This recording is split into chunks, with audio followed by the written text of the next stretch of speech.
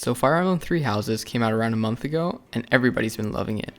There's this one thing it does with map design though, that I haven't really seen people discuss, and that's using repeating concepts to teach the player organically. To give you an idea of what this means, I'll be looking at 3 chapters. These will be the Rivalry of the Houses, which is chapter 1, the Battle of the Eagle and the Lion, chapter 7, and the Battle at Gronder Field, which is Blue Lions, chapter 17. So if you haven't finished the game and don't want to be spoiled on the map layouts, then I advise you don't watch the video. If that's not the case, then let's start with chapter 1. So here's the layout for the whole map. You might notice that Byleth and Dimitri are on the bottom right, which means that it's the Blue Lions route. That doesn't really matter though, because the constants I'm going to explain apply for all 3. So your objective in this map is to eliminate the other 2 houses, which are on the top right and top left. So naturally, as the Blue Lions, you're going to want to go after the Red Eagles first, since they're closest. But it's a bit difficult to go head on since you'll get swarmed by enemies. So what you're going to want to do is bait them in with a tank character. This early in the game though, you won't really have anybody with such high defense that you can just tank anything, so you're going to have to make use of your environment. Luckily, there's 2 very conveniently placed bush patches next to the starting area. If you rush through the middle, especially on hard, it'll be super difficult to beat the level, so you're basically obliged to use the bushes.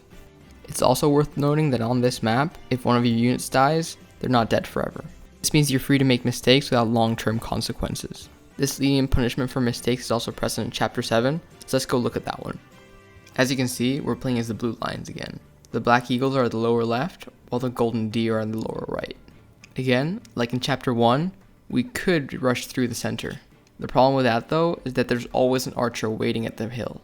They also have a ballista, which means that they have a lot of range, and that makes them hard to approach.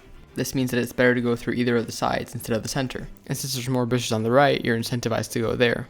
You could go on the left, but there's a lot of very mobile enemies, so you're very discouraged. There is a small bush patch though that could help you in case you do decide to do that, but most people will go on the right. This means that no matter what route you play, you'll be incentivized to attack the house that's more relevant to the story last. And that increases the tension. Just imagine if Dimitri was incentivized to attack Edelgard first. This would significantly reduce tension for the rest of the battle, as she is much more of a rival to Dimitri and Claude than them to each other. The concepts I explained for chapter 7 actually apply directly to chapter 17 in the same way, as the map layout is the same. Again, it looks like this. It even has an archer and everything. But there is one key difference, and that's if you actually approach the center this time, you won't only be punished with the archer, but with something extra. I won't say what it is though, just to keep this spoiler free.